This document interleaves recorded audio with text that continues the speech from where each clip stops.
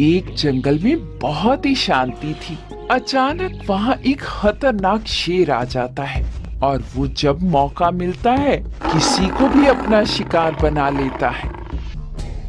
आज तो मजा आ गया। बहुत दिनों बाद भरपेट और स्वादिष्ट भोजन मिला है।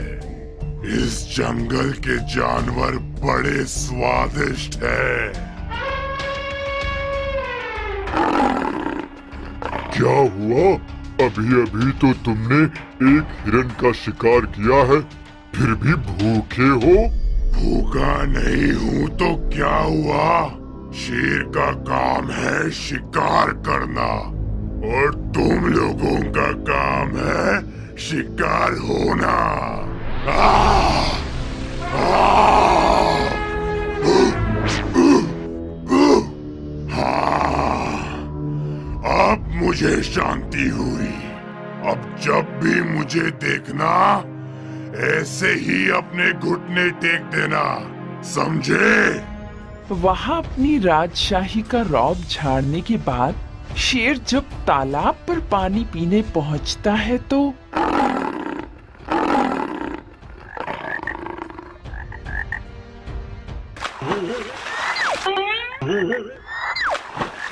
ये क्या किया आपने? बताऊं क्या किया? ये किया। आह! मैं जंगल में कहीं भी आऊं जाऊं, मैं जंगल का राजा हूँ। मेरे मनोरंजन के लिए अगर मैं तुम लोगों को पंजा मारकर उछाल दूं, तो इसमें बुरा क्या है? ये क्या कर रहे हो शेरराज? खेल रहा हूँ। तुम्हारे खेल में इसका बेचारे का कितना खून निकल गया, देखो। क्या देखूं? खून तो होता ही है निकालने के लिए। ज्यादा बकवास की तो तुम्हारा भी खून निकाल दूंगा। जानता है ना, मैं जंगल का राजा हूँ। मेरे मनोरंजन के लिए तेरा थोड़ा खून बह गया तो क्या हुआ? बोल, पूरा खून बहा दूं? बहाऊं? नहीं नहीं शेरराज, छोड़ दो इसे। नादान है, ना समझ है। तो अब समझ में आया? आह! शेर जब भी किसी को देखता कोई ना कोई हरकत जरूर कर देता। उसकी इन हरकतों से सारा जंगल परेशान हो गया था। एक दिन तालाब पर पानी पीने गए हाथीराज से जब मेंढक ने शिकायत की तो हाथीराज ने सभी को मीटिंग के लिए बुलाया। उस मीटिंग में काफी दिमाग लगाने के बाद आखिर मेंढक ने ही एक सुझाव दिया। देखिए, शेर को सबसे ज्यादा हिरन का मांस पसंद है। हमारे साथ हिरन है। दूसरे गिद्ध जहाँ मंडराते हैं अक्सर शेर वहाँ पहुँच जाते हैं, क्योंकि समझ जाते हैं कि वहाँ जरूर कोई डेड बॉडी पड़ी होगी। उसके बाद हम मेंढकों के टर्राने की आवाज सुनकर कई बार अनजान जगह पर लोगों को पता चल जाता है कि आसपास कई तालाब जरूर होगा, क्योंकि हम तालाब में रहते हैं। करेक्ट। हिरन भाई और हाथीराज, आप दोनों नाटक करना जैसे कि आप मरे पड़े हो। गिद्ध आपके ऊपर मंडराते रहेंगे। ये देखकर शेर वहां आएगा और जैसे ही हिरन को बड़ा देख खाना चाहेगा, आप अपनी सूंड से उसकी आंख में मिर्ची डाल देना। आंख में मिर्ची पड़ते ही उसे जलन होगी, उसे कुछ दिखाई नहीं देगा और वो पानी पानी चिल्लाता हुआ पानी की तलाश में यहाँ वहां भागेगा। तभी हम सारे मेंढक टर्राना शुरू कर देंगे। हमारे टर्राने से वो समझ जाएगा कि उस दिशा में तालाब है और वह हमारी आवाज की दिशा में भागना शुरू कर देगा। पर हम तालाब के किनारे नहीं, एक दलदल के किनारे टर्राते रहेंगे। आंखें बंद होने की वजह से जैसे ही वो आगे बढ़ेगा, दलदल में गिर जाएगा। हम सबकी परेशानी खत्म। और वो वैसा ही करते हैं। हिरन और हाथी जंगल में एक जगह जाकर मर गए हों इस तरह लेट जाते हैं। गिद्ध उन पर मंडराने लगते हैं। तभी कुछ दूरी पर खड़ा शेर ये सब देखता है। गिद्ध मंडरा रहे हैं, लगता है कोई शिकार पड़ा है।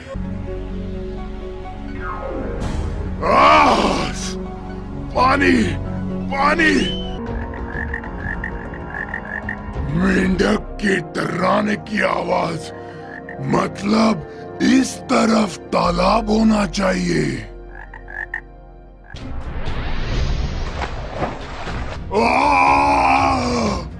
अरे ये तो दलदल है। बचाओ बचाओ, कोई तो बचाओ।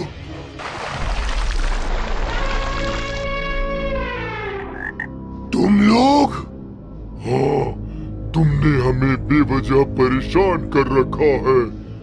मरने से पहले तुम्हें पता चलना चाहिए कि तुम क्यों मर रहे हो।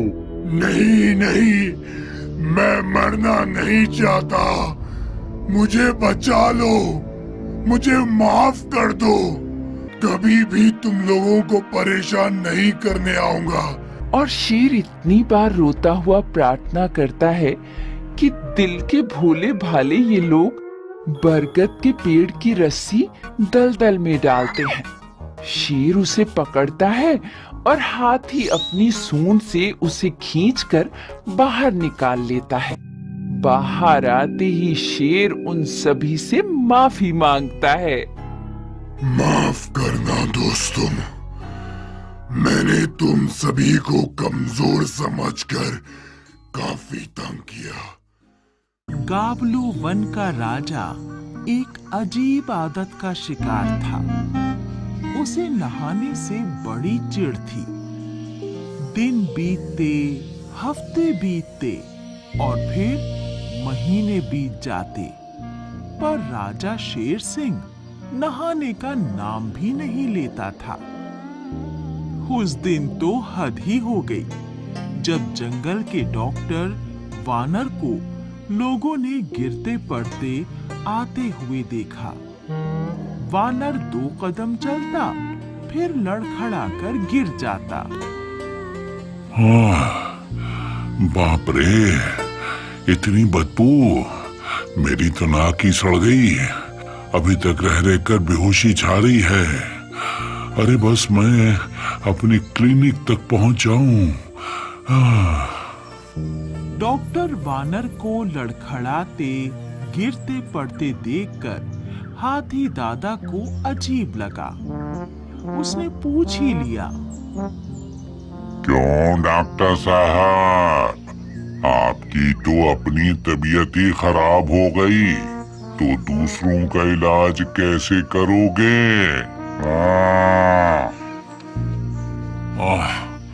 अरे हाथी दादा, मेरी हंसी मत उड़ाओ। तुम्हें पता नहीं है मैं क्या भुगत कर आ रहा हूँ। अगर मेरी जगह तुम होते ना, तो तुम तो बेहोश होकर वहीं गिर पड़ते। अच्छा, भला ऐसे कौन से तीर चला कर आ रहे हो? हो सॉरी, आपसे तो पूछना चाहिए, ऐसे कौन से इंजेक्शन चला कर आ रहे हो? अरे हाथी भाई, महाराज शेर सिंह ने बुलवाया था। उन्हें त्वचा पर कुछ समस्या हो गई थी और वो तो होनी ही थी।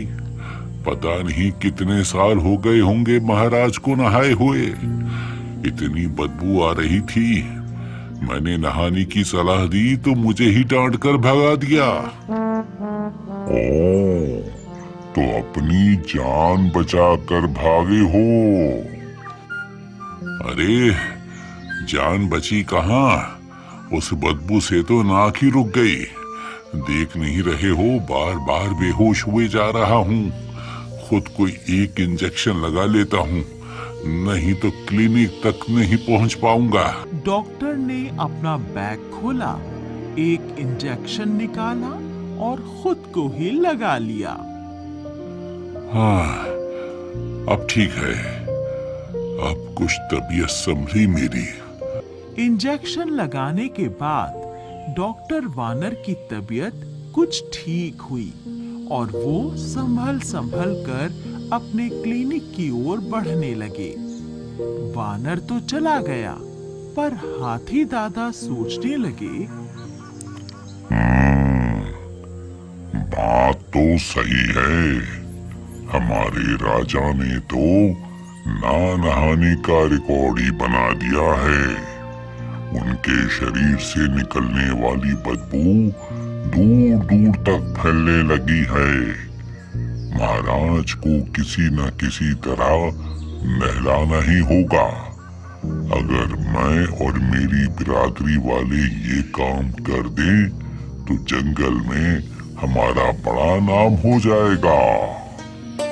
ये सोचकर हाथी दादा ने अपनी बिरादरी के 3 हाथियों को अपने साथ लिया और राजा शेर सिंह के पास पहुंच गए। शेर ने जब बिन बुलाए 4 मेहमानों को देखा तो उसकी त्योरियां चढ़ गईं। किस लिए आए हो? महाराज के सारे बाल धुलकर साफ हों। क्या बकते हो? ओह, माफ कीजिए महाराज, मैं कह रहा था कि महाराज का इकबाल बुलंद हो। वो तो तुम नहीं कहोगे, तब भी होगा। अभी क्या कहने आए हो, वो कहो। महाराज, हमने नहान सर्विस शुरू की है। नहान सर्विस? ये क्या है? जी महाराज, अगर किसी का मन नदी पर जाकर नहाने का नहीं है, तो उसे हम घर पर जाकर नहलाएंगे। बाकी हाथियों ने कहा, जी महाराज, हम अपनी अपनी सूंडों में पानी भर कर लाएंगे और फिर पानी की फुहारें निकालकर उसे नहला देंगे। जी महाराज, हमारी नहान सर्विस का पहला शावर हम आपकी सेवा में पेश करना चाहते हैं। वो भी बिल्कुल फ्री, क्योंकि आप हमारे महाराज हैं। मुझे नहलाने की बात कर रहे हो? मैं तुम्हें नहीं छोड़ूंगा। अगर तुमने मेरे ऊपर पानी डालने की कोशिश की, तो जो सबसे पहले अपनी सूंड से मेरे ऊपर पानी डालेगा, मैं उसकी सूंड काट डालूंगा। भागो, भागो! हाथी दादा की तरकीब भी काम नहीं आई। उनका नहान सर्विस वाला आइडिया फुस हो गया। चारों अपनी जान बचाकर बेतहाशा भागे। सुघड़ उल्लू जंगल की खबरें अपने अखबार में छापा करता था। जंगल के राजा शेर सिंह को नहाए 3 महीने हो गए हैं। उन्हें त्वचा रोग भी हो गया है। उनके शरीर से भयंकर बदबू आने लगी है। अभी बारिश का मौसम दूर है, पर बारिश हुई और महाराज अपनी मान में चले गए तो कैसे साफ होंगे? जंगल की भलाई के लिए अब राजा शेर सिंह को नहा लेना चाहिए। छाप देता हूं। आखिर ये तो सारी जंगल की भलाई के लिए है। और सुघड़ उल्लू ने अपने अखबार के फ्रंट पेज पर ये खबर छाप दी कि राजा 3 महीने से नहाया नहीं। जब अखबार हाथी दादा के हाथ में पड़ा तो वो खुश हो गए। ये सुघड़ उल्लू ने अच्छा किया कि राजा के ना नहाने की खबर छाप दी। अब जब महाराज को पता चलेगा कि उनके ना नहाने की खबर तो अखबार में भी छप गई, तो वो जरूर नहाने के बारे में सोचेंगे ही। ओ सुल्लू की ये मजाल, अपने राजा के बारे में ऐसी खबर छाप दी। अरे हम नहाएं या ना नहाएं, ये हमारा निजी मामला है। उसकी इतनी हिम्मत कैसे हुई? शेर गुस्से में भरकर सुघड़ उल्लू के अखबार के दफ्तर पहुंचा और सारा दफ्तर तोड़ फोड़ कर बर्बाद कर दिया। मुझे नहलाने की बात करते हैं, मुझे कोई नहीं नहला सकता। ये खुजली क्यों हो रही है मुझे?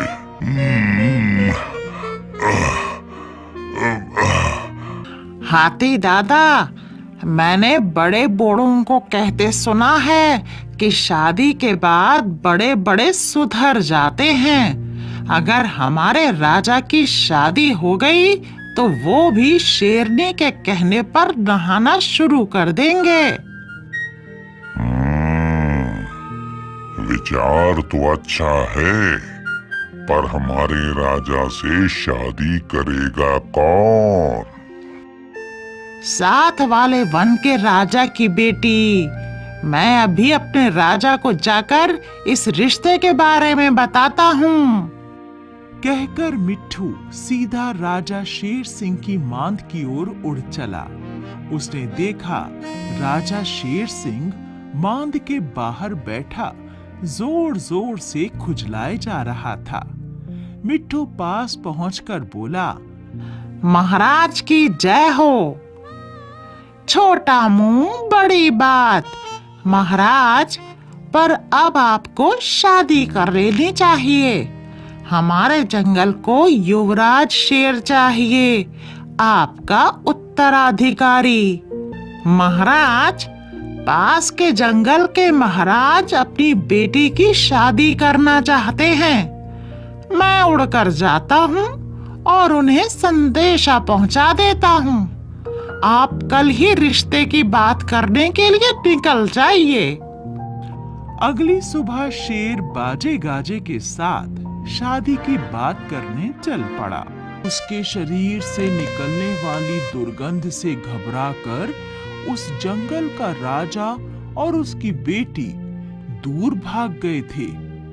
शेर सिंह मुंह लटकाए अपना शरीर खुजाते खुजाते वापस आ गया। जंगल के जानवरों को ये पता चला तो उन्होंने एक मीटिंग की। बुलबुल ने कहा, मैंने सोचा है कि मैं नहाने के ऊपर एक गीत बनाऊंगी। मेरी मीठी आवाज में गीत सुनकर राजा जी नहाने के लिए प्रेरित हो जाएंगे। जैसे ही तुम्हारे मुंह से नहाना शब्द निकला, महाराज तुम्हें चीर डालेंगे। अरे बाप रे, फिर तो मैं नहाने की बात ही नहीं कहूंगी। हमारा आइडिया पहले ही फेल हो चुका है। लगता है पिंटू खरगोश, तुम्हारे दिमाग में कुछ चल रहा है। मेरे परदादा जी ने एक बार तब के शेर जी से कुएं में छलांग लगवा दी थी। अगर मैं अपने राजा जी से नदी में छलांग लगवा दूं तो कैसा रहे? ये अच्छा रहेगा।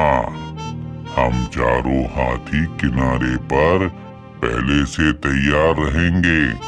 उन्हें डूबने नहीं देंगे, फौरन निकाल लेंगे। महाराज, आपका वो दुश्मन शेर हमारे राज्य की नदी तक आ पहुंचा है और नदी में छिपकर बैठा है। कह रहा है रात होते ही हमला करेगा और हमारे राज्य पर कब्जा कर लेगा। उसकी ये मजाल। तुम मुझे बताओ वो कहाँ छिपा है, उसे तो मैं देखता हूँ। पिंटू शेर सिंह को लेकर नदी के किनारे पहुंचा और बोला, महाराज यहीं अंदर छुपा बैठा है, आप खुद देख लीजिए। जैसे ही शेर ने नदी में झांका, उसे अपनी परछाई दिखाई दी। वो गुस्से में गुर्राया।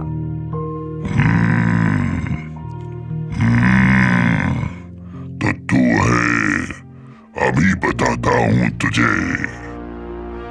ये कहकर शेर ने नदी में छलांग लगा दी और छपाक छपाक की आवाज के साथ उसका शरीर साफ होने लगा। हाथी दादा अपने साथियों के साथ पहले से तैयार थे। उन्होंने अपनी सूंडों से पकड़कर शेर सिंह को नदी से निकालकर किनारे पर खड़ा कर दिया। पानी से निकलकर कुछ अच्छा सा लग रहा है, खुजली भी खत्म हो गई है। महाराज आपका स्नान हो गया है, आपका शरीर साफ हो गया है। हाँ महाराज, अब आपकी शादी आसानी से हो जाएगी। मैं कल ही दोबारा संदेशा पहुंचाता हूँ। महाराज को शादी मुबारक हो। सुघड़ उल्लू से बोलो कि जंगल टाइम्स में हमारा आदेश छाप दे। सभी अपने स्वास्थ्य का ध्यान रखें, अपनी साफ सफाई का ध्यान रखें और डॉक्टर की सलाह जरूर माने।